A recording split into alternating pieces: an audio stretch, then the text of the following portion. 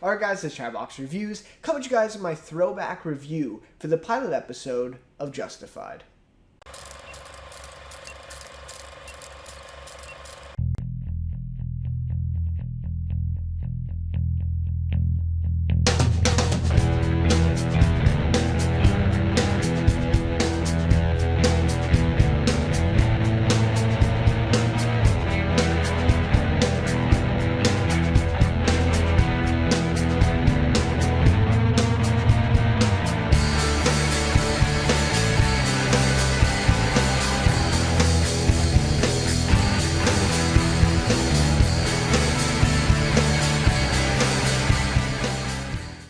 Alright, so it's been a few months since I've done one of these throwback pilot reviews, but this is a series I started on the channel, taking a look at pilot episodes from shows that have completely finished airing, ideally for at least a few years. There might be some exceptions in there, right? I might throw Better Call Saul in there sometime soon, and that's only been done for about a year. But mostly, older shows like a Justified. It's been almost 8 years, I think, or maybe it has been 8 years. 2015 was when this one finished airing. So yeah, mostly shows like this that I'll take a look at in hopes of finding the best pilot episode ever made, ever produced.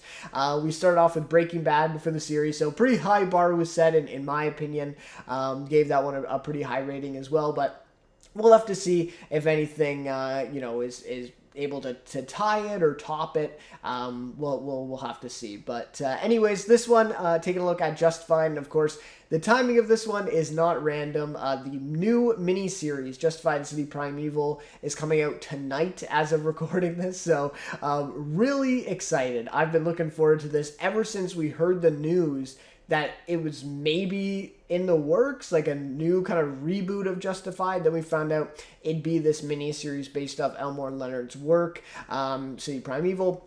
So yeah, really stoked, really looking forward to seeing it. And the reviews so far are really great, saying great things, so really hyped for that. But anyways, in the meantime, I thought it'd be a great time to look back at the original series and look back where it all started with this pilot episode. So love to hear your guys' thoughts of the pilot episode and just the series as a whole. What is your experience with it? For me, it's one of my favorites of all time, definitely in my top 5. Absolutely love this show, but love to hear what you guys think of it. If you watched it during the time it was airing, is it one of your favorites? All of that stuff. Love to hear your guys' thoughts for sure. And if you enjoy this review, please leave a like and consider subscribing to the channel as well. Would really appreciate that.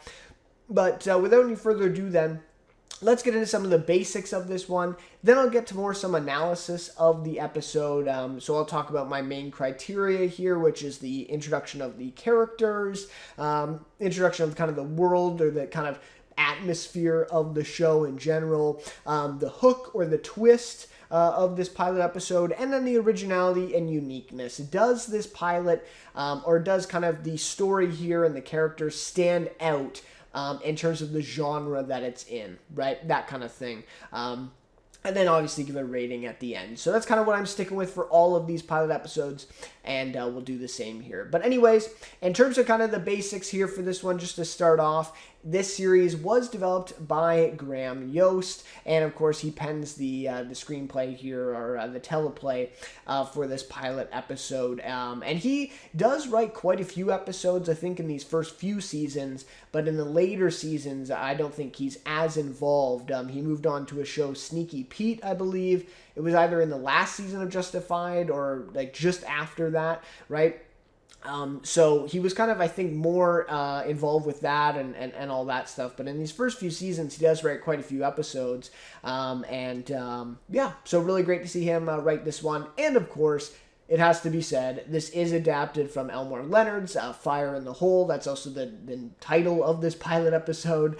And so, of course, it is actually credited by teleplay by Graham Yost instead of written by for that reason, because it is adapting Elmore Leonard's work, and so he is kind of just developing this concept that was already out there and putting it to kind of TV, and obviously putting his own spin on it. I have not read Elmore Leonard's work, so I'm not sure what the differences are here, but I'm sure there will be some for the kind of screen adaptation of things, right? And it's directed by Michael Dinner, who is also, by the way, directing, I believe, almost every episode, or at very much the first 2 episodes at least, I think, of the new miniseries. So that's awesome. But in terms of other stuff he's done some work on Sons of Anarchy and Mayans MC, the spin-off there. So yeah, cool to see him still involved in the miniseries, and all the writers too coming back. Yeah, so excited. But anyways, we're going to talk about the pilot episode, so we'll just talk about that. But yeah, he does a great job here as well for the pilot. In terms of the cast, we have, of course, Timothy Oliphant at the center here playing Raylan Givens, and then Walton Goggins is huge in this pilot episode. I really did forget. It's been a few years since I've watched this pilot, so I really did forget how big of a role he had in this episode. And in season 1, I don't think we see him again for at least a few episodes, right? And then he does come back, and he gets kind of a bigger presence, and then towards the end of season 1, he becomes pretty much that kind of secondary character that we see throughout the rest of the series, right? But he's big in this pilot episode. Nick Searcy, of course, playing Art Mullen, Joelle Carter playing Ava, and then Natalie Z, who's, of course, Raylan's ex-wife. In this one.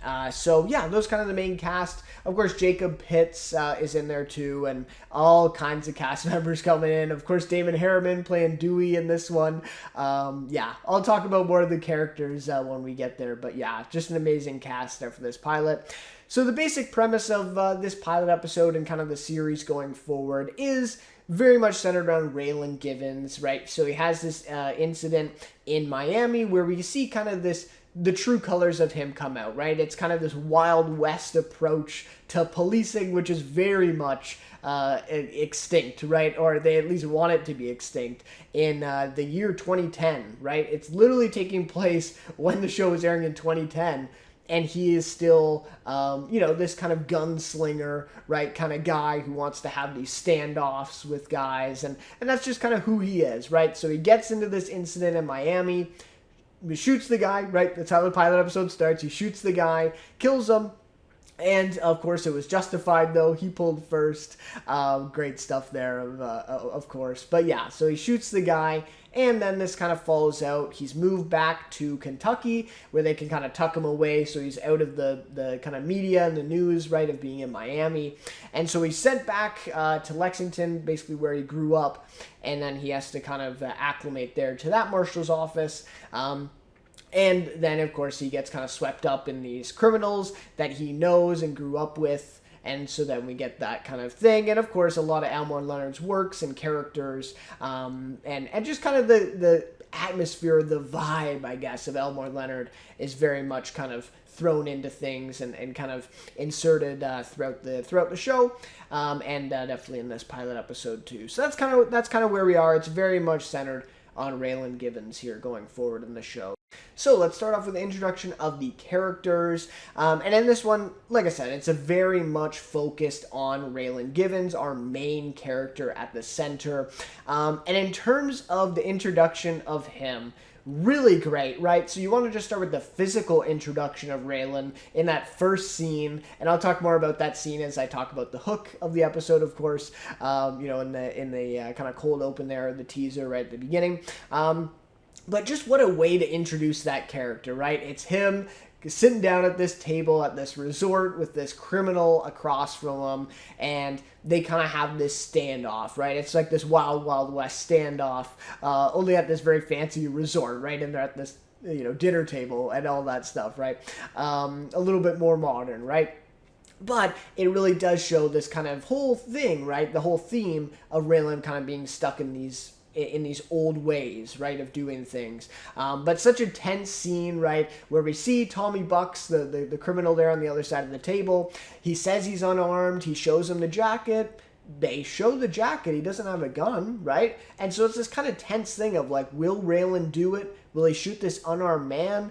And then, of course, Tommy Bucks, he does have the gun under the table. He pulls, and Raylan is able to shoot him right away, right? He's able to pull first. So it's a great introduction of that character. We do get a bit of dialogue there, right, to kind of get a sense of who Raylan is, right? He kind of is a bit of that kind of swagger to him, right? A little bit egotistical as well, I think you could say. But he definitely has that kind of charm, I guess you could say.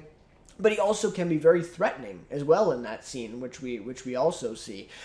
So yeah, just a really great introduction to Raylan, right, and that way of his character and all those kind of little kind of intricacies about him.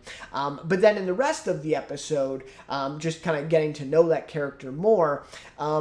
It's just great. I mean, Timothy Olyphant nails the facial expressions, kind of the comedic timing for some of these comedic beats. And again, he's really great at kind of taking those kind of lighter comedic side, the comedic moments or beats, and then he kind of gets really serious in tone, and he's like kind of threatening as well. And so he can kind of turn it off and on. Right, and he very much, is able to talk the talk and walk the walk, right? He has all the skill and talent, with the gun. He's able to pull first and all that stuff, right? And so he's able to threaten these guys and talk all this stuff, but then he also backs it up, and he's able to put them down if they do threaten him. And so it's just a great character, of course, Raylan Givens. And I think, like I said, Oliphant just plays it perfectly, the way that this is written. I can't see anybody else. I know we say that a lot, but I really can't see anybody else playing that character the way he does. I think he just adds such a great spin to it. So there is certainly those kind of smug elements, like I said, and I think you could even say that Raylan is egotistical. I think that's kind of a main thing or a main theme of that character as we go forward. And one key scene to me, though, is the very last scene of this pilot episode, which I think is actually really important for the character Raylan, and it shows a bit of that vulnerability, that little bit of a softer side of him, where he goes to his ex-wife, right, Winona, and he asks, am I an angry man? Like, would I have shot Tommy Bucks if he wasn't armed, right? And so he does have this kind of moment of, this kind of self-doubt, I guess, and kind of that, like, self-introspection, right? Of looking at himself and saying, am I an angry man? Like, am I maybe doing things the wrong way? Because, like I said, he does have this swagger where, he can't do anything wrong. And like I said, a bit of this ego. And so for him in that last scene to be vulnerable, of course, with his ex-wife, who's probably the only one he was vulnerable with, right? We can kind of surmise that in this pilot episode. I think that's really cool. I think that's really cool to show that side of him as well, when you're going to show him in the rest of the episode the way he is. And of course, he is a good guy, right? I think we get that impression too. He's not really like an anti-hero or anything like that. He is a good guy, right? He is on the side of good. It's just his methods are a little different, right? And we get that impression too. So, yeah, really great stuff there, I think, in the introduction of Raylan. Now, I will say, of course, it could be a little more nuanced, and we got a lot more nuance as the show goes on, especially with Winona and him and that kind of thing. So in this episode, I don't think it's the most nuanced, character that we see, but like I said, I think that last scene of the episode really kind of shows a bit of a different side of him too. All right, so then you want to talk about Boyd Crowder. What an amazing job they do in introducing him in this episode. And it's no wonder why they ended up doing way more with Boyd Crowder than they ever planned to, right? I believe, at least, this is what I've heard, is that he was in this pilot episode and he was supposed to die at the end. And that was it, right? They were supposed to kill him at the end. Raylan actually does shoot him and gets him in the heart, and he dies. And I think that's even the way that this whole episode was filmed. And then that one scene, it's just that one little quick scene that I definitely could see as kind of a reshoot, where Art kind of comes in and says, "Oh, I thought they taught you to aim for the heart." And so we get the idea that he missed the heart, right? That he purposely missed his heart and shot him in a place where he could survive. And of course, that's what we see. He does survive, and then we see, of course, Boyd Crowder become literally the second biggest character in the show, right, as we go forward. So, but to me, like I said, it's no wonder why they decided to do that and keep Boyd alive after this pilot, because they do such a good job. Like, on one side of it, he's this like white supremacist guy who's, bombing churches and doing all this stuff. But we get the impression very early on that he's a smart guy. And I think even Raylan says this in some dialogue. He says, you're a lot smarter than these kind of white supremacists and to believe this stuff that he's saying about the Jews and all that. He just really wants to, use these guys and make money and do this kind of stuff, right? He's just a criminal and that kind of thing.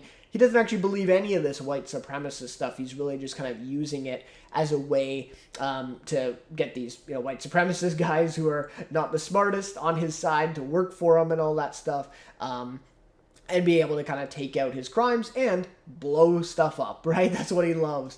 And so there's such a nuanced character here underneath kind of this white supremacist Boyd Crowder label, right? And it's just so interesting. And I think Walton Goggins deserves a lot of credit for playing, I think, the character that way. I'm not even necessarily sure if it was written that way, but for him to play it that way, and of course, play himself into a massive role in this TV show going forward, was just great. So I think, again, like I said, it's a smarter character than he lets on in this episode for sure, and they develop him so well in the rest of the show. So can't say enough about that. In terms of the other characters, not much nuance here. Art is a pretty typical kind of chief role, I think. Nick Searcy does a great job in the role, though. Joelle Carter playing Ava, a little bit kind of like a batshit crazy, but also, victim of abuse in this episode. And so, I think she kind of fits, I guess, the kind of a stereotypical character in that way.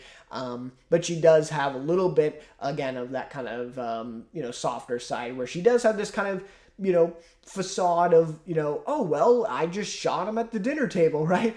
And then, she does have some moments, though, where she, is kind of sad that she, and talks about the abuse that she endured and all that stuff with the Crowders. So, good stuff there. And then, of course, Winona. We just don't get much of her in this episode. She really only has that one big scene at the end of it. So, yeah, in terms of the characters, great stuff, though, for the two leads there with Raylan and Boyd. And then the introduction of the world or atmosphere. This one I think actually is a pretty big thing for this show, for Justified, with adapting the Elmore Leonard kind of world or approach to the world, I guess you could say. The way I see it is kind of this heightened reality, right? Where a lot of the stuff in the show, in this pilot episode, is based in the real world, right? It very much is in the real world. However, it's just a little bit heightened, right? Some of these characters and the way they do things. I mean, even just Raylan Givens, right? Like in the real world, it is kind of this real thing where, he's in Miami and then he's kind of sent, to a kind of place where he can lay low and won't be, kind of in the news and all that stuff.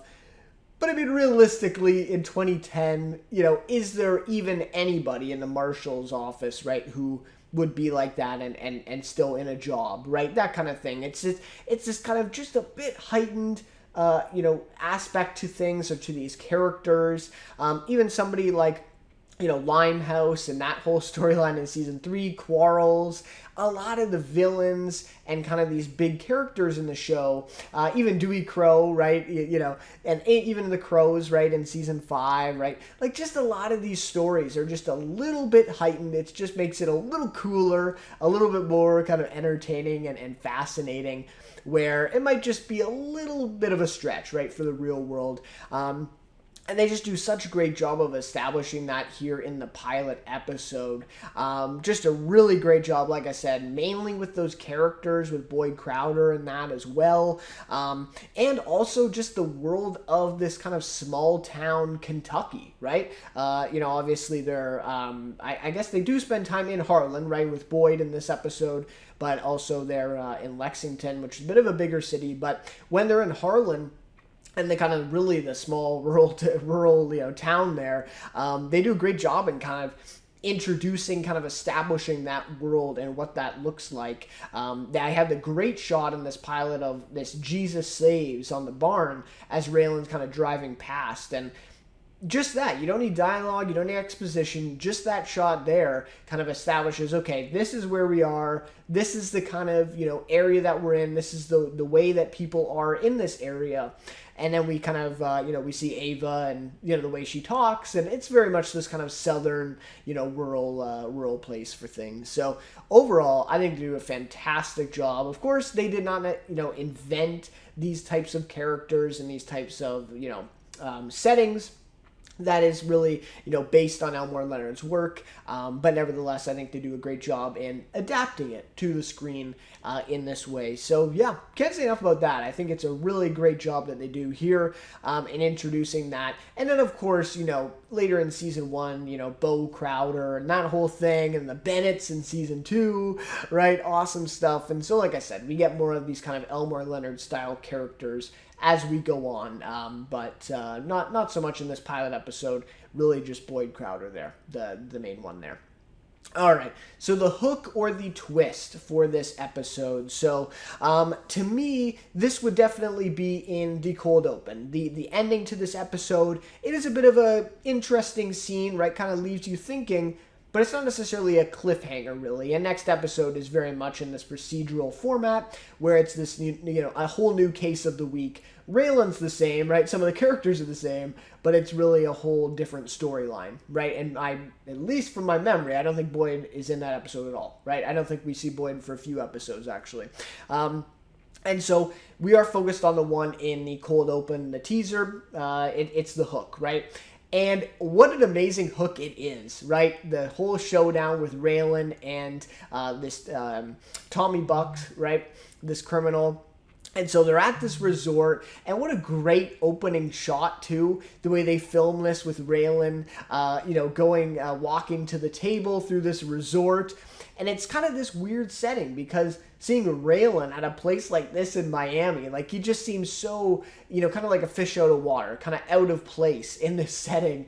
And so to see him, and obviously I think it's like this mustard yellow suit that he's wearing, is kind of interesting too, kind of a nice touch. And so the opening shot there to kind of, see him walk to this table, sit down with this guy, and then very quickly we learn what the stakes are. It gets a little tense, and like I said, it's this kind of countdown to see what's going to happen. Like, is Raylan going to shoot this guy?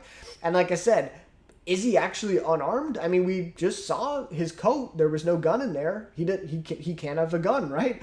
And so it's just a really interesting scene, right? And really does hook you in. And of course, the way it ends too, the way it's resolved, in that, Raylan is able to pull first and kill Tommy Bucks, where the tension kind of settles down, and it's just kind of this awesome moment that this guy is able to pull first, from his holster, when this other guy had the gun in his hand ready under the table. And so it just establishes that right away, and you're like, this guy is cool, right? Like, this is sick, right? And so it gets you in that way, but it also gets you in the way that it's really tense, and this kind of mystery of who's going to win, right? And at this point as well, I mean, obviously Timothy Olyphant's a big name, but who knows? Someone just tuning into this pilot episode the first time, who knows that Raylan is going to win in that scene, right? I don't know. Who knows, right?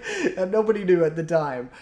Maybe, of course, having Timothy Olyphant's name attached and him being on all the posters, I'm sure they knew he was the main character. But I'm just saying, some people may have, been in that kind of mystery of what is going to happen, right?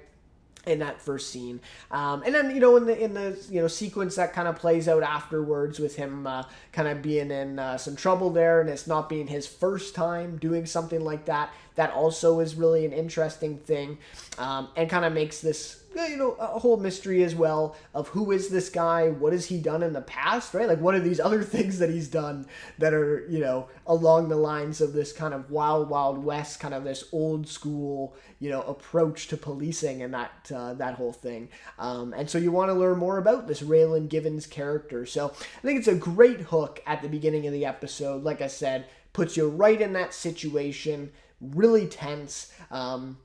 And I really like that. I think that's the best, way that the show could hook you, is just putting you in a situation, not really giving you much information. You're in it. It gets your attention, and then you kind of run with it, and you're kind of hooked, right? That's the whole point of it. So really great stuff for this pilot episode for Justified. So then we'll get to the originality and uniqueness. So basically, I guess, if you were to label this in a genre way, it really is, I guess, a cop drama, right? You could say that, a cop drama. Even for season 1, I would call it a procedural cop drama. Basically, I would say till episode maybe 11 or 10, I think, of season 1, if I'm remembering correctly. It's been a few years. But until about then in season 1, where we get Bo Crowder and that, this show was very much a procedural show. I mean, it's really a case of the week or a crime of the week kind of format for the first several episodes, and then we kind of get the Bo Crowder thing that comes in at the very end of the season, and then of course season 2 with the Bennetts, and then we kind of have this villain of each season where it's very much serialized after that point, but. For this one, I think you could call it a procedural cop drama. I think that's kind of the way it would be categorized. And in that way, I think it's very unique, right? At the end of the day, yes, like I said, it is this case of the week, crime of the week thing. But again, it's this heightened reality. It's this unique world that it's taking place in, right? It's this Elmore Leonard world with his characters and the kind of vibe that gives. And it's kind of this little bit of a spin on this cop drama, right? And like I said, in the real world, in most cop dramas that are really grounded, you wouldn't have a guy like Raylan Givens. I mean, he just would not, get away with the stuff he's gotten away with and be able to do stuff like this, which of course, like, he gets pushed back in the series, and even in this pilot episode, I get that. But just for him to continue working, as a marshal, and all that stuff, it is this bit of heightened reality, and so in that way, I think it is very original, right? Some of these characters, even the material that they cover here in this episode, right? A lot of kind of serious stuff. I mean, the whole Boyd thing with a bunch of the white supremacists, Ava with the domestic abuse, and that side of things. So they are covering some really dark themes, and of course, Elmore Leonard, known for those things in his work. Boyd bombing a church as well in this episode. So they do really go into kind of a dark place, and a lot of that stuff I'm sure was not on other procedural cop dramas on network shows for sure. So, so definitely some things that kind of make it stand out within that genre. But at the end of the day, I think, there are some still tropes of a procedural, cop drama show, like that kind of case of the week. Boyd is our villain of the week in this episode. That's fair to say at this point. Just watching the pilot episode, not knowing what he becomes later. So anyways, that'll just about do it then for all my criteria of this one. Just overall then, before I give the rating, really enjoyed watching this pilot episode. So great to go back and watch this. And like I said, some of the comedic beats are great. Timothy Olyphant is so great as Raylan Givens. And even the moments where they kind of put in there that they dug coal together and all that stuff, of course, watching the whole show through, those moments also really hit hard for me as well. So, just really great time watching this pilot episode. And overall, just maybe except for the little bit of the kind of story there where it's a little over convoluted, I think, where Boyd's whole plan to trap Raylan and get him to come to Ava's, I think that's maybe just a little too convoluted. But other than that, I really had no problems with, the episode and how it played out. And even in that scenario, it makes sense, that Boyd, is able to trap him there. But it does just seem, like it was a really big plan that he made in just a few hours. But anyways, with all that being said, love this pilot episode and obviously love Justified. So my rating for this pilot episode, I'm going to give it an 8 out of 10. That makes it the second best pilot I've seen so far out of the 4 that I've done here. Breaking Bad obviously still being on top, but really love this one. And obviously really excited, like I said, for the miniseries City Primeval coming very soon, and definitely I'll be doing reviews for that on the channel as well, so stay tuned if you're interested. But anyways, like I said off the top, love to hear your guys' thoughts on Justified and this pilot episode. If it's one of your favorite shows, if you really enjoyed this pilot episode, if you've rewatched it recently, you want to relive it with me with this pilot, all that stuff, whatever you want to share. So anyways, thank you guys so much for watching this one then, and we'll see you in my next review. On this lonely road, trying to make it home, doing it by my lonesome, pissed off, who wants some? I'm fighting for my soul.